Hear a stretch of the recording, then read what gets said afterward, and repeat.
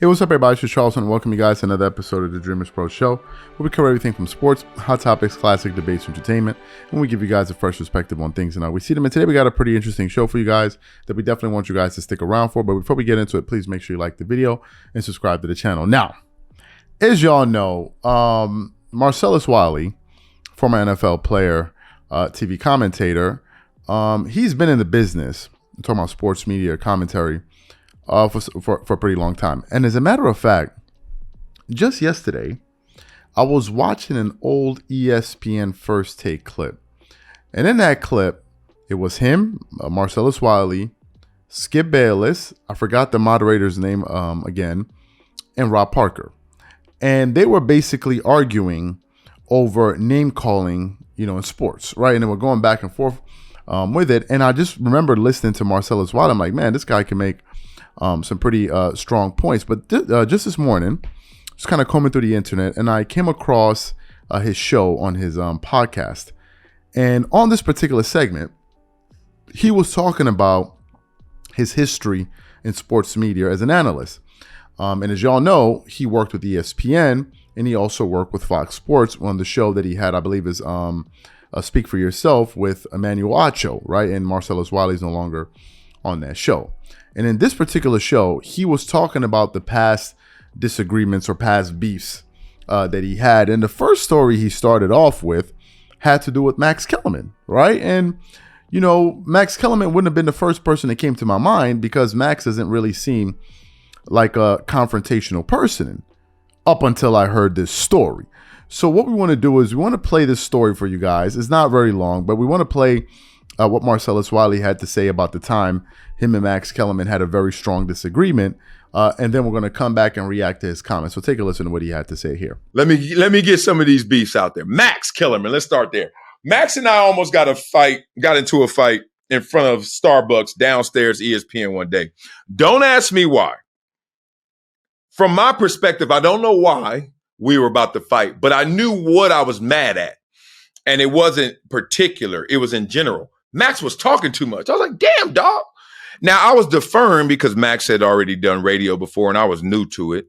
I was deferring because Max is so damn talented. He's a genius and he's funny as hell. And he had this persona going where he was acting like he was from Watts and I'm from Compton and he was harder than me and, him, the rapper, all that stuff, like all the stuff that bonded us. I loved it.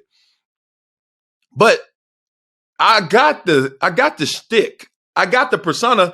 But I was like, dog, sometimes we got to talk real. You know me, I like to talk real, talk deep, talk layered. I was like, let's just do that. And Max just go back to his same old pull the string and go back to I'm from Watts. And I'm like, dog, I'm trying to drop some jewels, some Wileyisms. And that was just in general. I was frustrated, like, dog, stop talking so much. And he'll interrupt you, especially if you win and you getting a point off on him. That's enough. That's enough. That's my dog. I love that dude so much. But anyway, that's how I felt. I don't know why we were walking out the studio and then we were talking, we were walking next to each other. It was contentious. And then we kind of squared up. Now, Max ain't no punk. He squared up for real.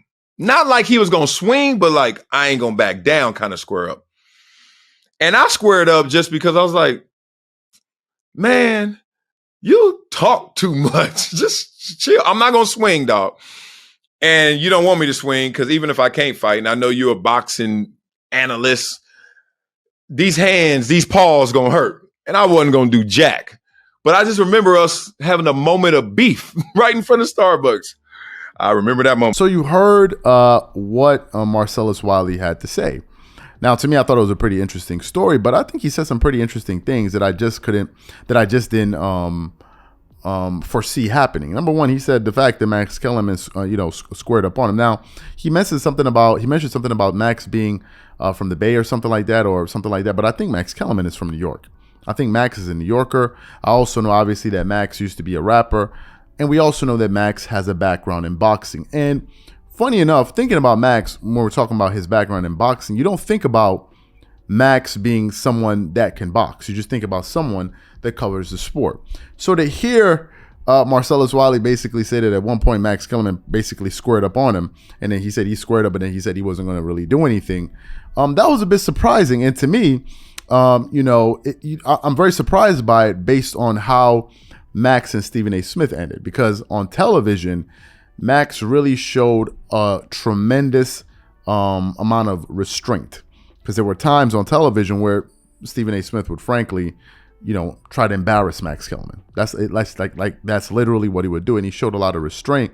I'm quite surprised to hear this. I don't think that Stephen A. Smith and Max Kellerman have ever had a situation like that, akin to the type that Marcellus Wiley had with him. But I was a bit surprised to hear that. That's the first thing. The second thing is this, and it's really a lesson for me, and I think a lesson that maybe some of us can, walk away with. The lesson is, don't judge a book by its cover. I think we make a mistake when we do that. A lot of times people underestimate other people, maybe based on their appearance, maybe based on the energy that they carry. Maybe they see this person, they say, oh, well, this guy is always smiling. He must be a nice guy. He's not really, an in your face type of rah-rah type of guy. And then sometimes we feel like, okay, we can get the best of that person. But sometimes if you do that, you're going to end up being sorely mistaken. A lot of times you see people get toppled. They sometimes get toppled by people that they absolutely underestimated. Number one, don't judge somebody by just their physical appearance. Looking at Max, you would never know that. But then to hear him saying that he was squaring up on you, squaring up on Marcellus, that was surprising. So to me, the lesson is, don't just count somebody out.